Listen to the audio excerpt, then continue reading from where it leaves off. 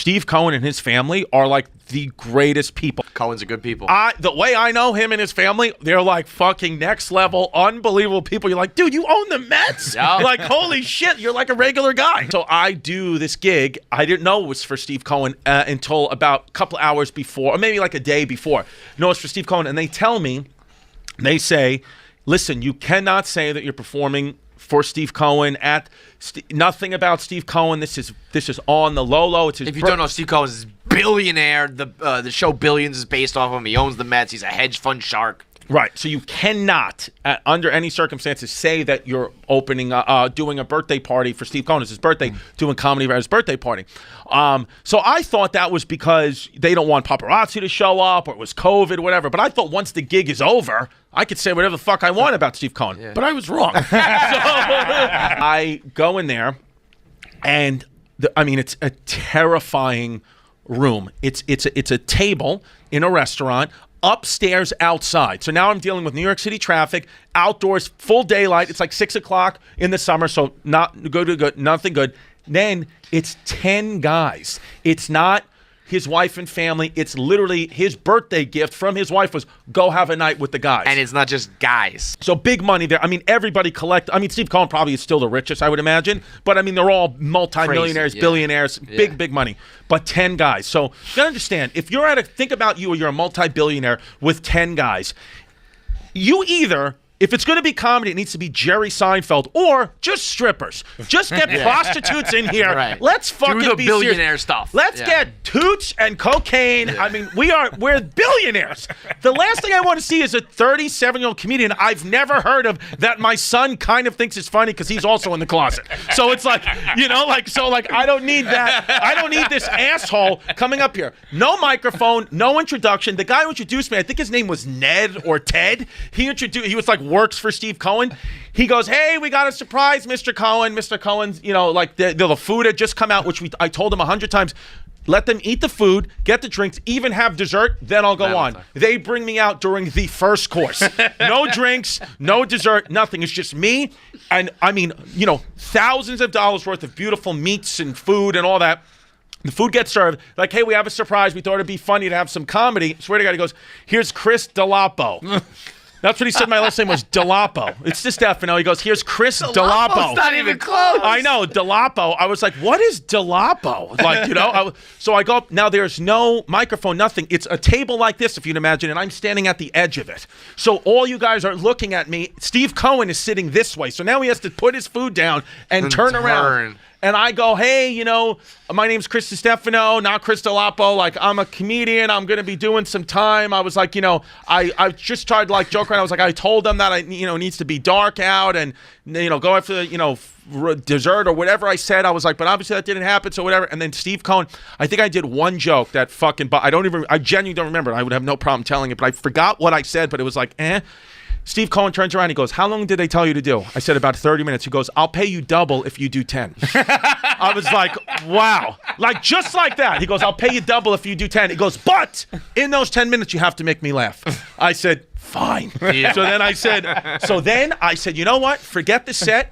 I'm just going at these guys. And then I just started fucking ripping guys. I mean, things I would never do, but I knew that would make billionaires laugh. Ripping guys for being fat and bald. One guy looked like he had fucking cancer. I just ripped him on that. I was teabagging some guy. What? Yeah. Balls out? Like, no. Like, not balls out because I was standing so close to him.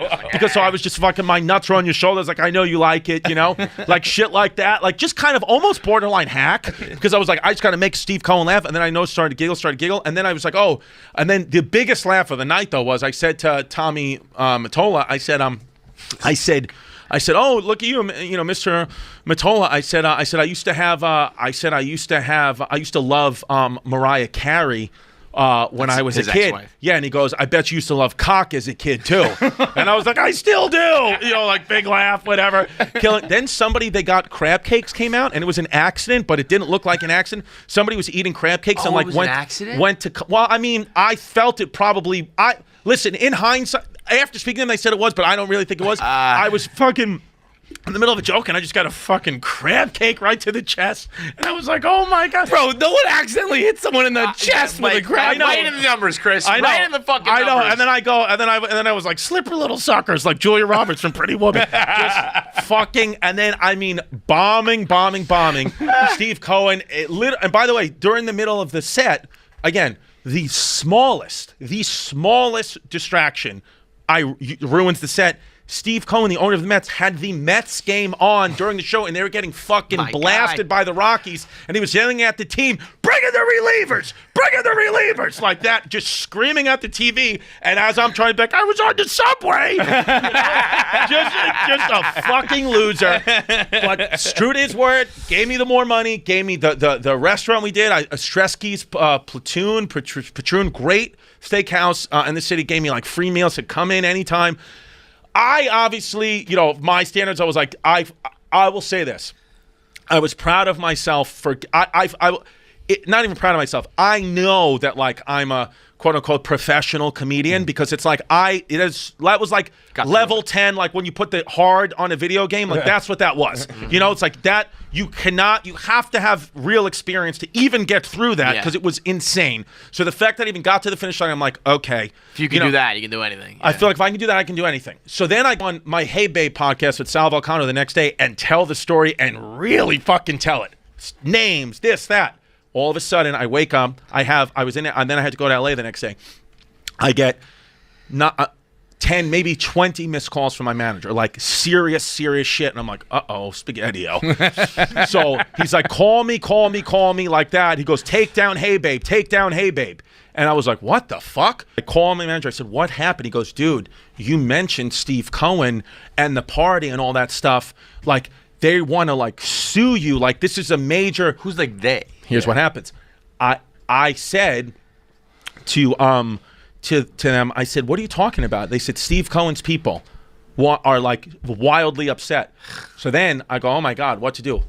As I'm like, I texted Pimp, what can we do? And as I'm waiting for him to like get back to me, because I was on LA time, I was scrolling my DMs and my emails. I had an email from Steve Cohen's wife, shout out Alex Cohen, who was like, we loved it. My husband's been singing your praises. We want to invite you to a game.